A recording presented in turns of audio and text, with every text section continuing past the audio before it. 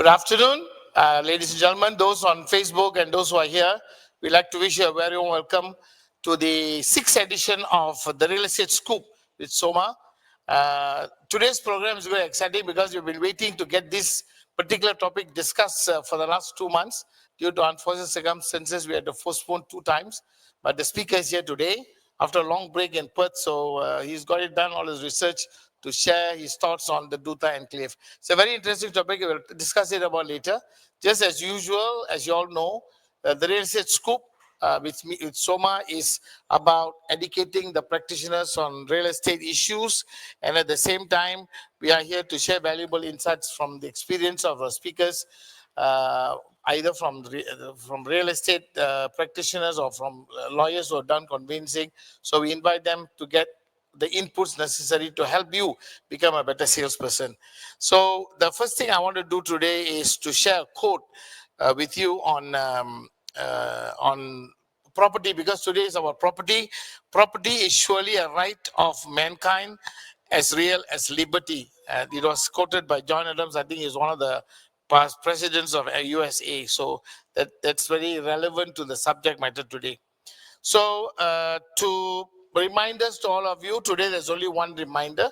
I've already updated with you all last week when we did the session with Mohas on goal setting. RRP courses will end 31st of December.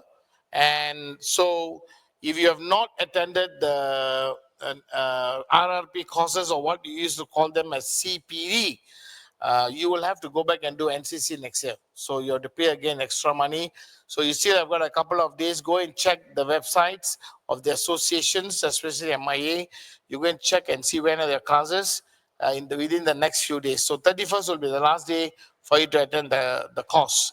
And to all of those who already got their certificates, you can now renew your tax from now till end of March. So do that so that you will be able to get your new tax by the end of March. All right. So now we would like to discuss about the Duta Enclave. As you see, the title is about the history, it's about the court case, about where the whole case is heading, and importance of how this the real estate that is in Semantan or was in Semantan Estates. So I have great pleasure now to call upon the speaker for today. Ladies and gentlemen, please welcome Mr. Vaya Puri. Yeah, he said.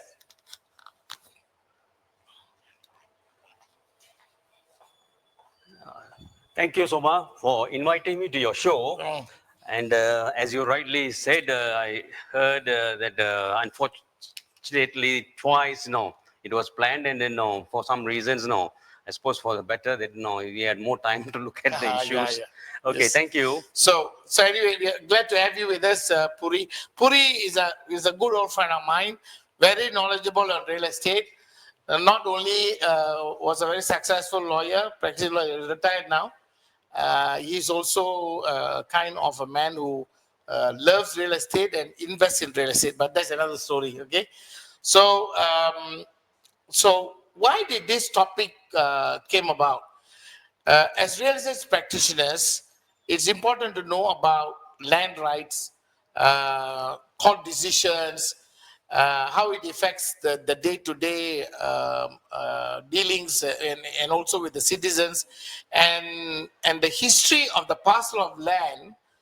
This is the history of a parcel of land called the Duta Enclave, which you might have heard, but a lot of people might not be aware of the intricacy about this particular enclave.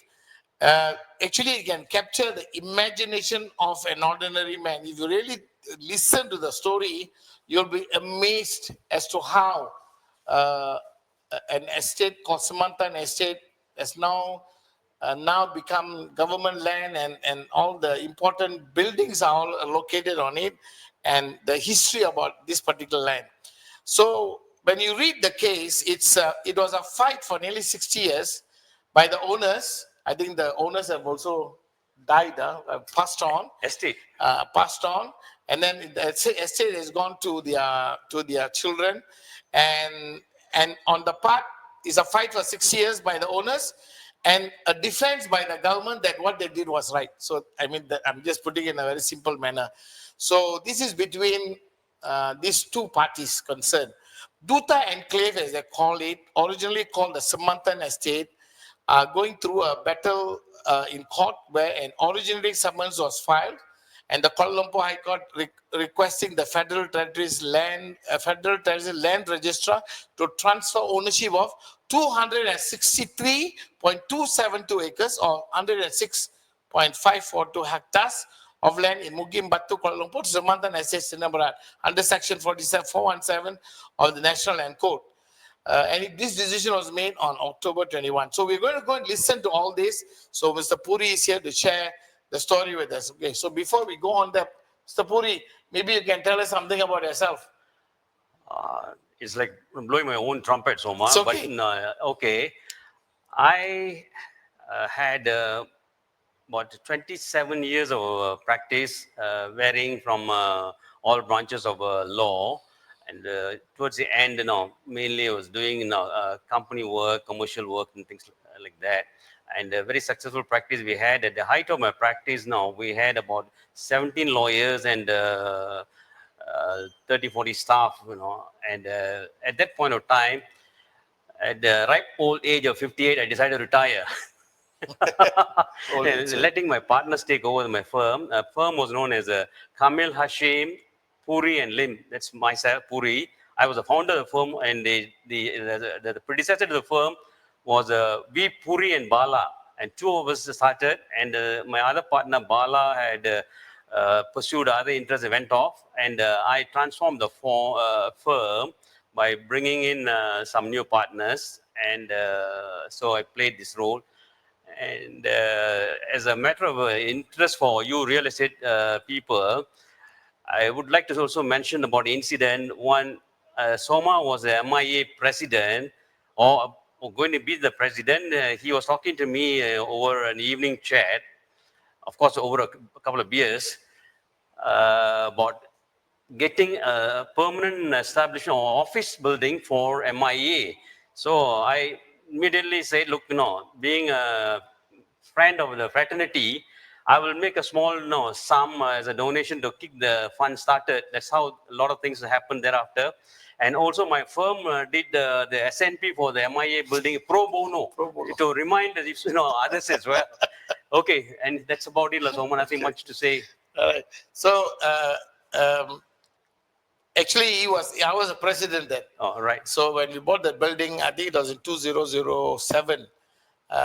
You did the SNP, and it was a big achievement for the association. Anyway, you are very successful. I always was intrigued by the name Kamil and Hashim because, as you told me many years ago, that they are personalities within the legal fraternity. Okay, and just to say briefly about Kamil is actually the father of my partner, Kamalia. The father was Nick Kamil, who was the first speaker of the Malaysian Parliament, Independent Parliament of Malaysia. And he's a Kelantanese, and he had a very successful civil service career and later became a politician, lawyer by training as well. And he passed on, and the daughter came back from Australia. So I invited her to join me. So she adopted the father's name, Kamil, to be part of the my new setup. Mm-hmm. While Hashim is Harun Hashim, the late Harun Hashim, who was the first ACA, Anti-Corruption Agency, founder, director. And he was also a doyen lawyer and became a senior member of the Judicial Service. And he retired as a Court of Appeal judge in some early 90s. Incidentally, my call to the bar was presided by him in 1987. And his son, actually, now I'm trying to recall his name. And his son also was invited to be part of my firm. And he also wanted to have his father's name to be part of my legal firm. That's how Kamil, Hashim, Puri, and I invited a friend of mine, Lim, to join in. And that came about no, from Okay. Puri and Lim to metamorphosis to Kamil Hashim, Puri and Lim. I wanted to establish that because people were wondering who are you and what's your background. So at least now they are aware. So okay, let's now move into the main subject Sure. matter.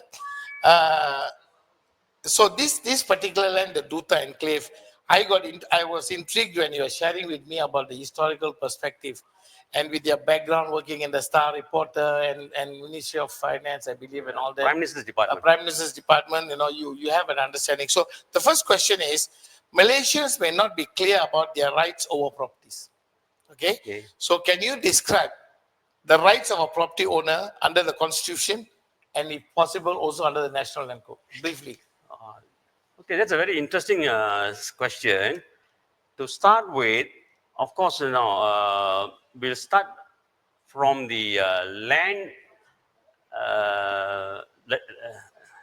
Land Acquisition Act. Yeah. Land Acquisition Act that actually came into being in 1960. Prior to that, I'll touch on the constitutional aspect now after this. Prior to the 1960 Land Acquisition Act, it is known as LAA, Land Acquisition Act 1960. Prior to that,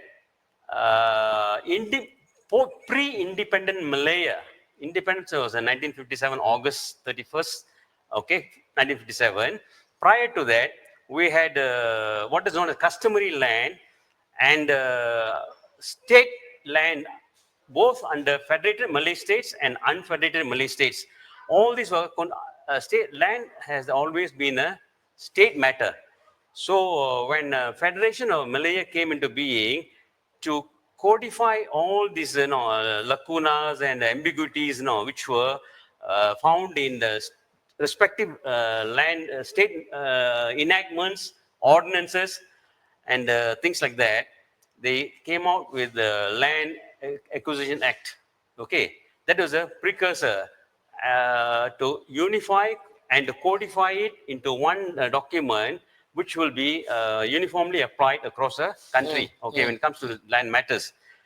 And there it provides some of these provisions and all that, which talks about the ownership and if the acquisition, what are the steps, procedures that has to be undertaken by pengarah tanah dan galian. Those days they were known as the collectors, and during post pre-independent era they were collectors.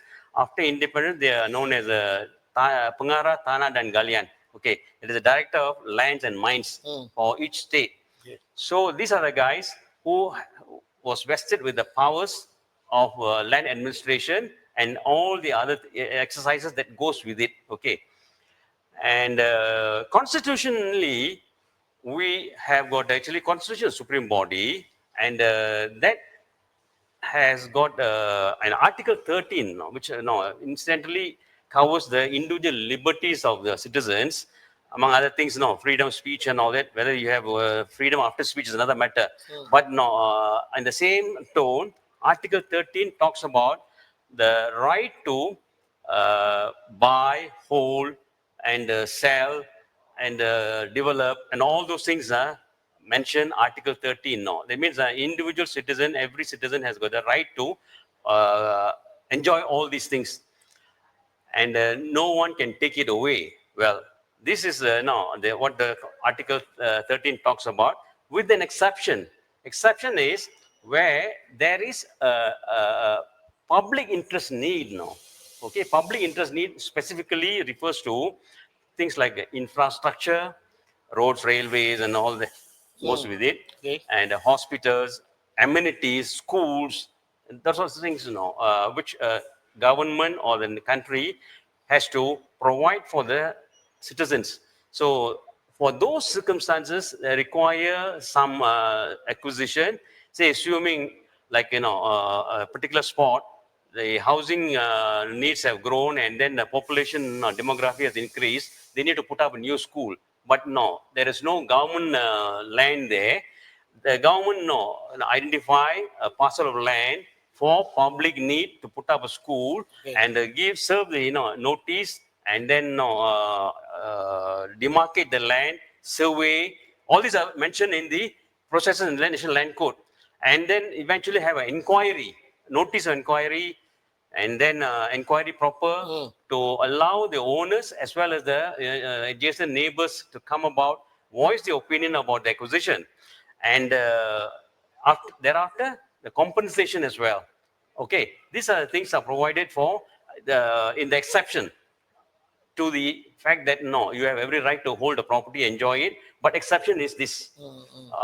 These are fundamental protection which is there for the public and citizens. Yeah. Okay. Okay, I mean, that's, you made that very clear. So the next question is, can you briefly describe Samantan Estate and why this land is referred to as the Duta Enclave? That's very interesting again.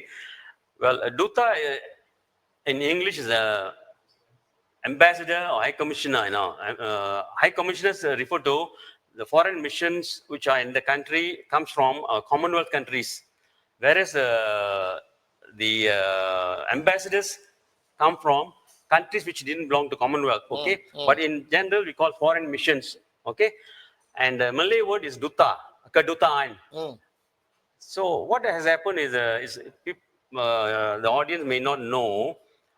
Prior to the independence in 1957, 1955, there was the first elections held in the country, and 55 to 57, there was an interim government, pre-Merdeka government. The chief minister was Tunku Abdul Rahman. 2 years. There was an election. Yes, and it was a election was held as a mock election. I'm using the word very loosely, sort of election to prepare the people and the budding politicians to understand the system. So chief minister was appointed. Tunku was the chief minister, being the president UMNO. And so the government came into being in 1955. Okay, while they were still negotiating with the British government to move forward towards independence. So during this period, Tunku thought with this interim cabinet that no, they should prepare themselves for a particular area within Kuala Lumpur. That time, no federal territory as is now. It is all under part of Selangor. Kuala Lumpur was part of Selangor. So he identified with his cabinet this area, what was then actually Batu Estate. Batu Estate, part of is a larger portion, and part of it is Samantan Estate. Both these two belong to two families. One is the Anglian group. I'll say a little about them a little later. The other is Ing Chin Siu and Sons Rubber Estate. These two people, these two families, the patriarchs, own the estate. So Tunku decided to carve out a portion for the establishment of all the embassies and high commissions. Okay, hold on. Yeah. I think we should have that slide. Yes. Okay. This is the portion that is being now marked in yellow in the periphery is what has been taken out as now known as a Samantan Estate. And it runs exactly from what is known as the Jalan Duta roundabout at the other top end till Jalan Samantan right the bottom. Okay. And after the acquisition, the Jalan Duta was constructed in the mid-60s, and this acquisition took place in 1956, but only finalized 1959. Okay, there's a lot of other processes were there. 1959 is actually legally, I mean, now is illegal. Then is legally was obtained, procured by the Tunku's government, and Jalan Duta was constructed in the mid-60s, and he divided the parcel into left and right sides, you can see as is now. Okay, I'll come back to that a little later. And the objective was very clear, but the end of it, when Malaya attained its independence, for some reason, Tunku couldn't convince all these foreign missions to go and set up the homes in this new area, because there wasn't all the basic amenities and required the foreign matsales and the rest of the foreign missions heads come here, they want no social amenities, the schools, and then things like that for children, families, and all that. It wasn't ready. So they all somehow ended up in Jalan Ampang. All of them went to Jalan Ampang. So this place is abandoned in inverted commas. So Jalan Duta, as is envisaged by Tunku and government, did not rise up to the occasion to meet the needs. So that's how it finally somehow got the name Jalan Duta. And okay, any question on that? No. Okay, I'll move on. When government realized, and of course successive government, Tun Razak and Mahathir and all that, they came, they continued, with this, Jalan Duta and development both sides. But before that, what has actually happened was the acquisition was objected to by the owners. As I said, the Anglian group and Ing Chen Siu and Sons, they objected to the acquisition. See, in land law, under the land law, land code, you cannot object to the acquisition unless it's a mala fide, meaning for wrong reasons being acquired. So you cannot object to the acquisition. Can you explain the mala fide thing again? Okay. Say, for example, as I said earlier, in the at the start, say the government wants to acquire a piece of land, say somewhere in Old Klang Road, because a need for a school or a hospital. So they say, no, look, we are going to build a school, so we need this piece of land as a facility for the residents in the area. Okay. So they serve notice on the owners, the registered owners of the land, government, and then goes about acquires the land. And the notice was stated that it is for school. The purpose. And eventually you find down the road, 2-3 years later, the acquiring authority, whether it's Dewan Bandara, DBKL in this case, there's another interesting case about that. And the owner realizes, 2 years later, a condominium block is coming up there. And Old Klang Road is very famous for it. And it is mala fide, which means it is not the genuine reason for which you acquired the land. So you had some of the ulterior motives. All right, that's mala fide. Okay. And the group, which Samanthan group owners, they went to court complaining about the procedural defect on the acquisition and also compensation that was paid was inadequate. That was how the case started. How much was they paid? Yeah. The government on acquisition, they paid for the 263 acres thereabouts, 5,200 ringgit or something like that per acre. Imagine that, Jalan Duta.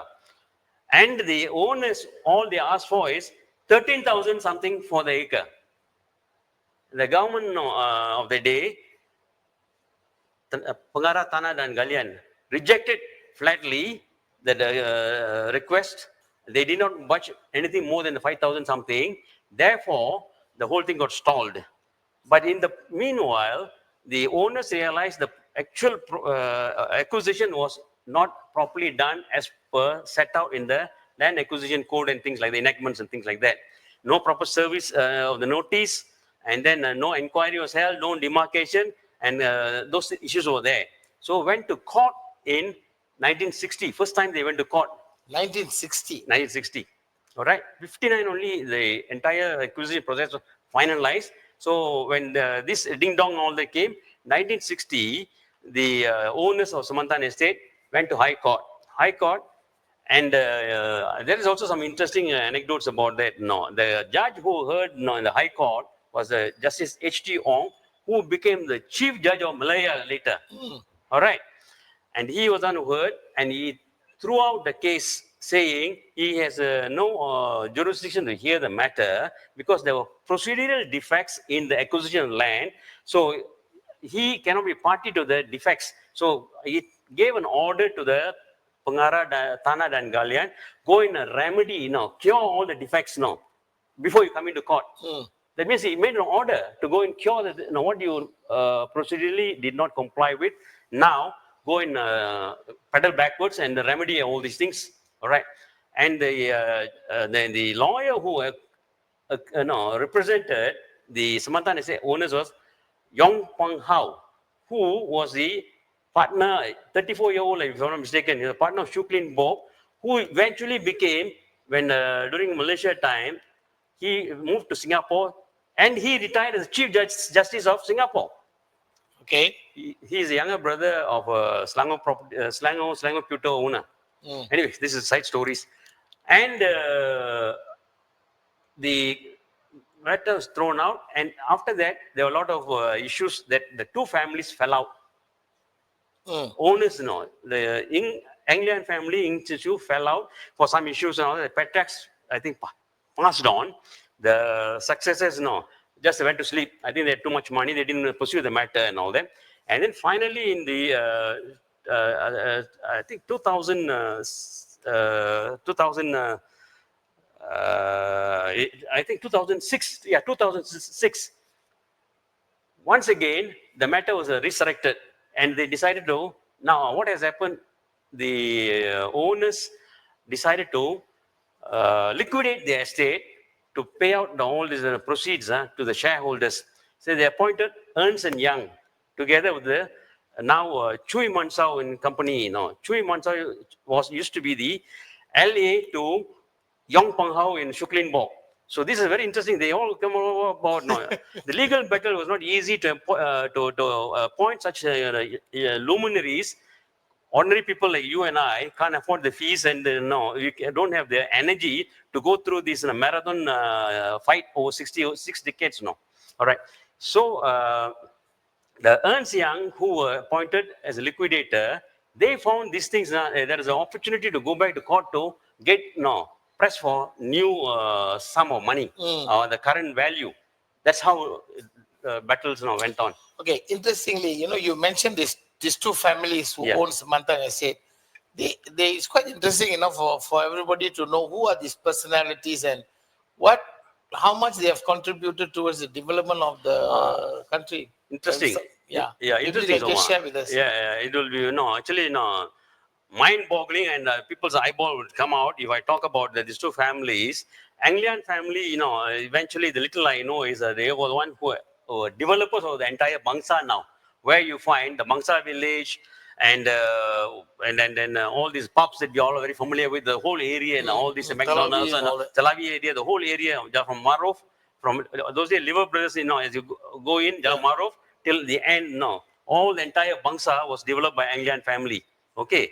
And they are quite big boys, but they are on the limelight. All right.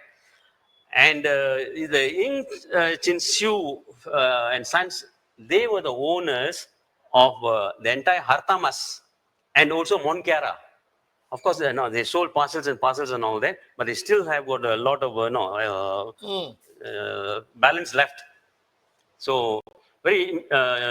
So they're all very illustrative background they have. Very deep into land ownership and holding some good portfolios in all around Kuala Lumpur. Just in addition, snippet, what was acquired now as 5,000 per acre then, now you are talking about $800 to $1,000 per square foot.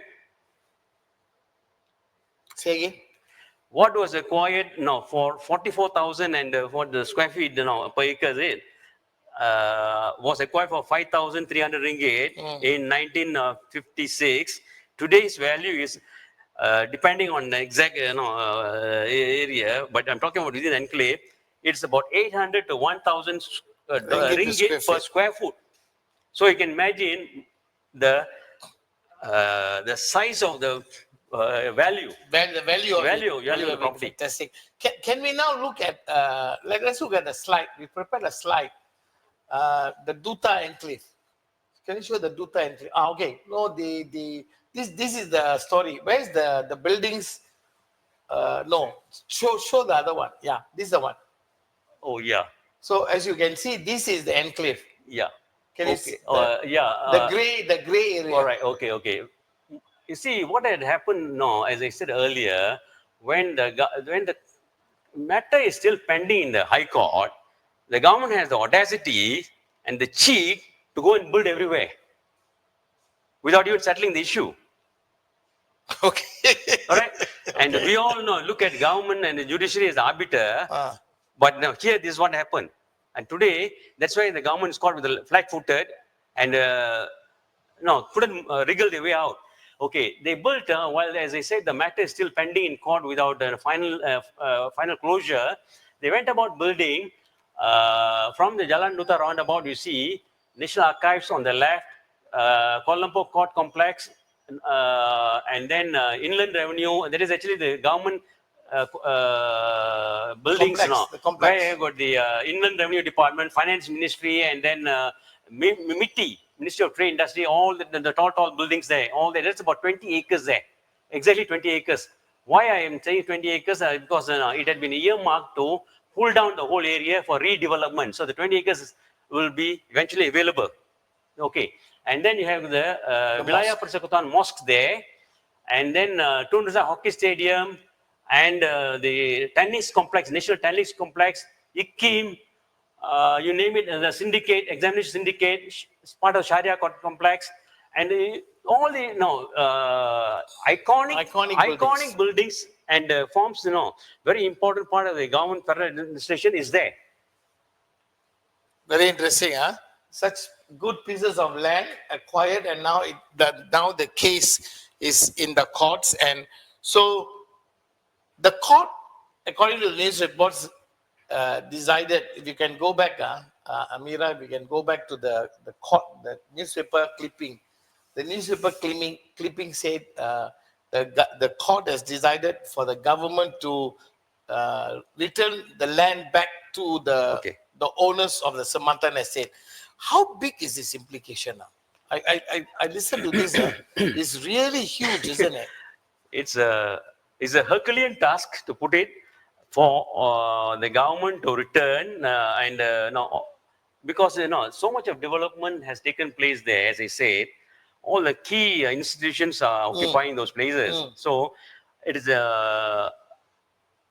something out of the ordinary has to be done to return. And the court order by Justice Zura Yahya, I believe, in 2009 or something in thereabouts, she made the order that after all this going to and fro in the court complexes, this and the other and all that, finally she made an order in High Court that the acquisition was illegal. So the government was a trespasser. Very strong word she used, trespasser, and everything was unlawful. So they have to return everything over and above what we call in the law main profits. And that is actually the Latin words, I believe. MESNE is pronounced the main profit, meaning you enjoy somebody's profit and you don't pay anything, rental, acquisition, nothing you pay. So that is, you'll be enjoying it, right? You go to finally, when the matter is settled in my favor as owner, you have to pay the main profit to me for illegally occupying and enjoying the property. So, and that other than the cost of the land. Yeah, that itself, they talked about, the Ernst Young worked out to be 1.6 billion. All right. So when 2009, the matter was decided by High Court. As the government, they got so much of muscle to flex, and went about, of course, all the time say negotiating, postponement after postponement. They appealed to Court of Appeal and failed. They went to federal court, failed. Both the highest courts upheld High Court's decision. All right. So court was the government, federal government was caught with pants down, literally. And finally, they under the Judicature Act, Court Judicature Act, in special circumstances, even the federal court can be moved to review its own decision. So the government of Malaysia made a revision application to federal court finally. After having failed everywhere, they made another application. Even that, as a Malay, they say kaput, meaning it is also thrown out. Okay, they found no merit. The federal court found no merit in the whole thing. Interestingly, this has gone through every prime minister that has ruled our country, right? Right from Tunku Rahman to right up to Honorable Prime Minister Anwar Ibrahim. I mean, Tun Razak's son, Najib. So all this period, and nobody actually paid attention to settle the issue, bring the matter to a closure. That means a total disregard, ignore the right of a property owner, and blatantly, either it's arrogance or incompetence, or combination both on the part of the people who were running the government. No, I'm not mentioning any name in particular. So this is the attitude. That, no, if this is not what it is. I don't know what else for me to say. Can we go back to that thing again? Because when you say this, it comes back to that first question I asked about the constitutional right, where Justice Dato Ahmad Sharif said, emphasize the importance of upholding fundamental rights under the federal constitution, stating that even state powers cannot encroach upon these rights. So that means when you are an owner of a land, and I think it's important for us to realize, when an owner of a land, the constitution of the country gives you those fundamental rights that nobody can do anything to take away that particular right that you have. So as you The said, exception, this became an exception. where the same provision allows in special circumstances where there is a need for public. That's fine. Yeah. That's how the acquisition took place. So we understand that now. That is why the judge said, therefore you have done it, but you did not know, do it legally. The intention was right, but the process was totally flawed, botched up. Okay. So so it's quite interesting in this case. I'm more interested what kind of implication this will have in the event that the appeal that the court is making now against that decision is upheld, that the land should be transferred back to the owners. Okay. This the decision by this judge just now you mentioned, Dato Ahmad, what no?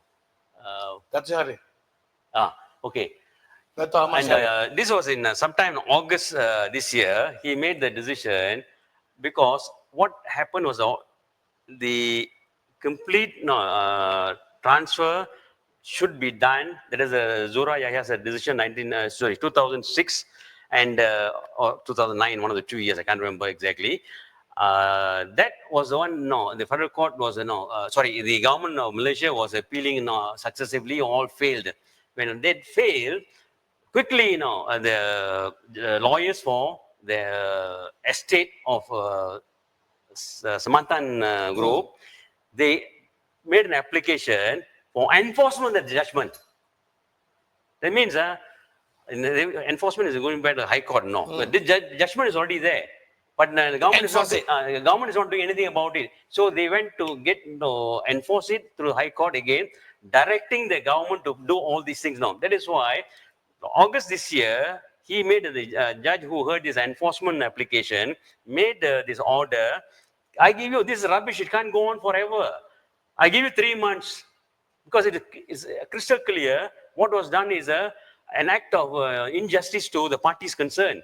It can be government, it can be anybody, but injustice is injustice. So therefore, you have to transfer the title deed in 3 months' time to the owners and pay compensation and the rest of the other orders.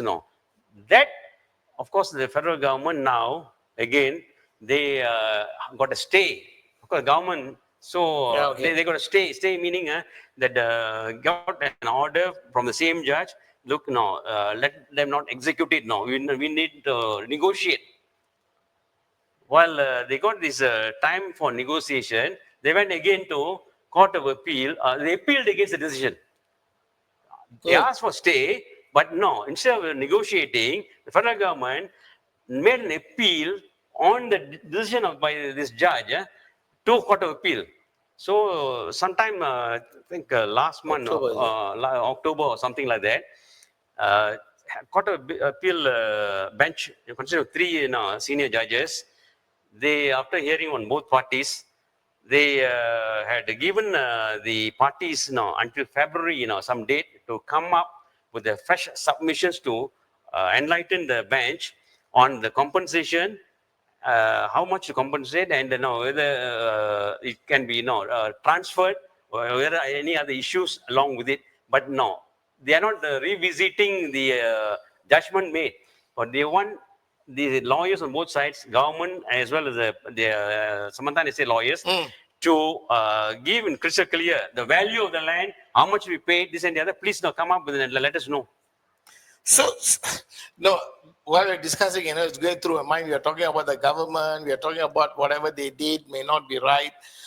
We are not trying to talk bad about the government, but I think Truth the remains. decision and whatever that was done affects the constitutional right of the individual who own the land. And it is not a small parcel of land, it's 200 over acres. So, so it's important for us as real estate people to understand this and discuss this, because we are real estate agents and such. We have a role to play to make sure that the owners are also protected in our own way. The other question I want to ask you is, Puri, I read in the paper that the government is trying to appeal again, and in the process, there was a statement made that the Land Acquisition Act may be reviewed, and that retrospectively, Yes. they will say that it You're was right. right from day one. So how can you explain this? Okay, you are right. When the heat was felt by the current government prior to Pakatan Harapan, led by the unity government, and under Pakatan under Muhyiddin, they had made Pakatan is Pakatan. Anwar. No. Muhyiddin was a prime minister. They had already made some rich application, not application, offer of 5 billion to settle the issue. But it was never pursued because that government came down, and Anwar's unity government now is installed. So that did not see the light of the day, the 5 billion offer. 5 billion. Billion. I do not know how is the lock, stock, and barrel, and what is the nitty-gritty, do not know. But the figure is in the reported. That's what I'm saying. So when Anwar Ibrahim unity government came on the power, this final nail on the coffin was that the 3 months given to transfer everything and then settle the issue. And he had taken this matter seriously. There was a question raised in the Dewan Riot by one of the members of the opposition, and what is the government is doing about it? So Anwar's reply was, Prime Minister Anwar's reply was that no, they take the issue very seriously, and while they wish to resolve, but no, they cannot just get it done because all these vital institutions, buildings are there and all that. So he, and with the consent of the cabinet, had directed the Attorney General of the country to study how they can amend the Land Acquisition Act. So I, as a lawyer by training, the issue which is 65 years old, now you go and amend Land Acquisition Act, how it will resolve the problem, it's something beyond me. And the other thing is, the only thing that I can think of is, probably they want to give retrospective effect by amending the particular provision. Retrospective effect meaning only in special circumstances in under the Constitution, I think provision Article 66, that some serious mistake is made, and then the government can amend the particular law and give it retrospectively effective from such date. But this one doesn't come within the scope to my mind. So, but anyway, the current position that I know of is Anwar's government had pursuing to amend the Land Acquisition Act, and what it entails, what it is going to be, in what shape, only God knows. Okay. All right. Never mind. We leave that to the government as towards that. I'm quite interested to know that there are some parcels of land that is still not developed. Can we go back to that graph again? Are you aware of which parcel of land? No, specifically I can't point. I have no idea. But no, all I know is what the government did when they acquired in the 60, the initial phase, in stages, they broke the entire 263 acres into 38 parcels. Okay. 38 parcels, of which 29 has already been developed by the government, and leaving behind 9 parcels vacant. That amounts to 60 acres of land. The 9 parcel amounts to 60 acres of land. So I believe all those empty squares are the empty pieces of land. So 60, it amounts to 60 acres, still there. So that is 9 parcels, no individual titles, no, that's 9 parcels are there. So one of the suggestions, by some people is that how do we move forward with all these things? The first thing is they talk about that the government leases entire thing. So it's just now fresh lease from Samantan estate. Doesn't make sense to me. Lease, and then the terms of lease, whether the estate is going to agree to on things like that are there. But this is one of those things on table. And the second one talking about is government buys up the whole thing. So at what value is the issue now? In fact, the owners want total compensation, meaning they want a value for their property which has been illegally taken over. So buy up, very good suggestion. But What is the valuation is where is going to be a sniggering with them. The third one, this is very interesting thing now, which I think is workable. This is where when your question you asked about the empty parcels of land, the 60 acres is still there, plus the government complex now, where the Ministry of Finance and MITI and Inland Revenue Department, all those tall buildings, that actually covers about 20 acres, exactly 20 acres of land. So there was one proposal on table, the 60 acres empty land plus the 20 acres which the government want to pull down and privatize the land. That is the few years ago. All right. Okay. So the 20 acres there plus the 60 acres, 80 acres be given back to the original owners, Samantan estate. Okay. And let them do what they want to do. And the rest, we will negotiate either some form of compensation, or we request the estate to make a contribution to the country. Okay. Okay. Such an interesting insight on this land. Can I just move a little bit away? We used to go to Selangor Club and have a meet up there, and then also Bukit Kera Equestrian Club and the golf club, right? Yeah, KLGC. KLGC. And I used to see a private land, and there is a cemetery there. Private residence. A private. Can you just? You know about it, so maybe a lot of people have seen it, but they do not know what it's all about. Can you quickly say this, and I will wrap up the show? Okay. So that is something that a lot of people will be interested in knowing, because many won't know, who live in even the neighborhood may not know. Those who know Bukit Kera estate, and then now the people go to KLGCC, Selangor Club, Kiara, and the other areas in around all that. If you pass from the KL,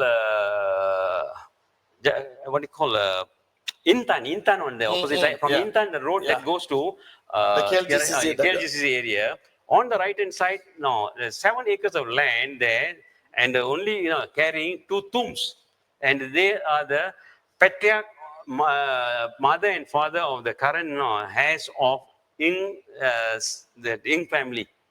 All right. And what has happened in the early 1970s, the Dewan Bandaraya City Hall decided to acquire 1,600 acres of Kiara estate for satellite township. And Taman Tun actually is now sitting on that part, and the rest of the 1,600 acres, the land was sold to many parties by DBKL, and that is another story, which is going to be, a time bomb ticking away. That state is also now looking at legal aspects of taking DBKL for acquisition, which is mala fide. So that tomb is is final settlement by the DBKL for acquiring 1,600 acres to allow the patriarch rest there for good 7 acres, and for which the entire 1,600 acres, and then 49 million was paid as acquisition price. 1,600 acres. It's all prime property now. Super prime. Okay. All right. Puri, interesting, we can't talk much longer, but it's interesting that you have got such in-depth knowledge about all this because you love properties.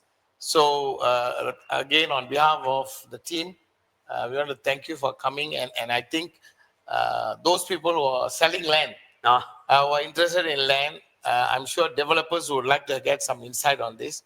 I'm sure lawyers also would like to hear on this historical perspective of what has happened to the land. At least today we are talking about the name of two families that has been lost, I think, over the years. Yeah.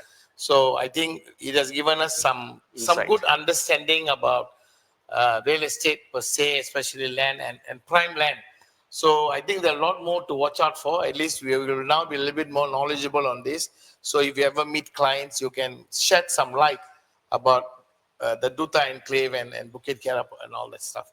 So again, on behalf of the team, we want to thank you, Puri. Is there any things you want to say before we round up this show? Well, I think covered now quite comprehensively, but the only one point that I was to highlight is now when we citizens, ordinary folks, the last bastion is our court and judiciary system, legal system to protect our interests.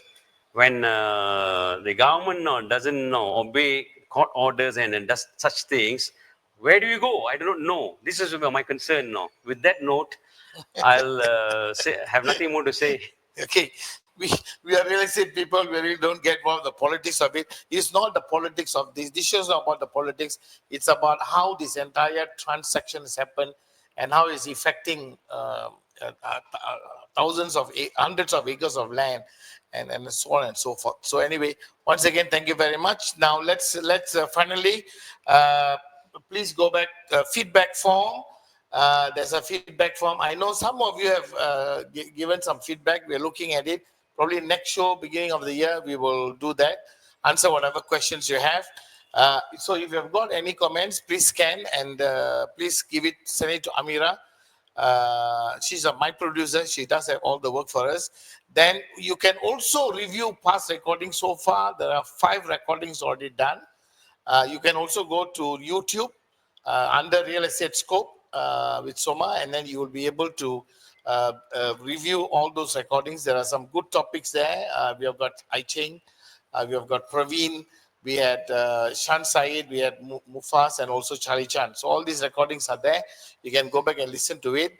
And on top of it, just for your notice, next show is on the 31st of January 2025. I have identified the topic to be the disruption of technology on real estate. I'm still identifying the speaker, so we'll give you an announcement. So we will look forward for you to tuning in with us on 31st of January 2025. The year has come to an end.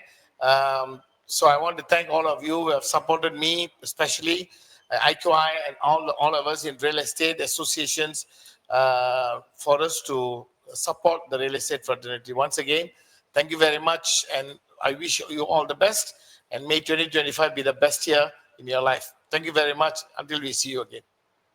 Thank you.